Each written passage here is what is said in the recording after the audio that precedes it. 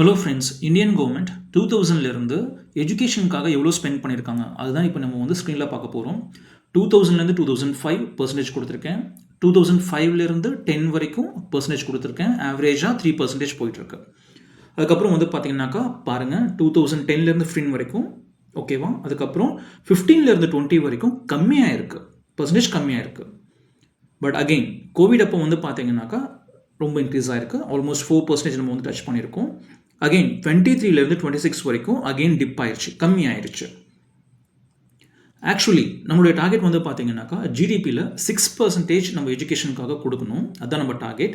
ஆனால் எந்த வருஷமும் அச்சீவ் ஆகவே கிடையாது. மினிஸ்ட்ரி ஆஃப் எஜுகேஷன் வந்து பார்த்தீங்கன்னாக்கா 2.4லேருந்து 2.6% தான் அவங்க ரிசீவ் பண்ணிகிட்டே இருக்காங்க. இப்போ நம்ம வந்து பார்த்தீங்கன்னாக்கா யூஎஸோட கம்பேர் பண்ணலாம். யூஎஸ் வந்து 2000லேருந்து 4லேருந்து 5% வரைக்கும் கண்டினியூ பண்ணிகிட்டே இருக்காங்க யூஎஸ். அடுத்தது சைனா வந்து 1.9 2000ல் 1.9ல் ஸ்டார்ட் பண்ணாங்க, இப்போ 4 அச்சீவ் பண்ணிட்டாங்க. ஜிடிபியில் 4% அச்சீவ் பண்ணிட்டாங்க. அடுத்தது ரொம்ப சின்ன கண்ட்ரி தாய்வான். ஃப்ரீயாக இருந்தால் தாய்வான் பற்றி பாருங்கள்.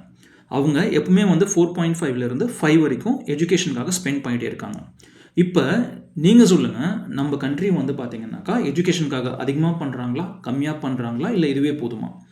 நீங்கள் கமெண்ட் செக்ஷனில் மென்ஷன் பண்ணுங்கள். தேங்க்யூ.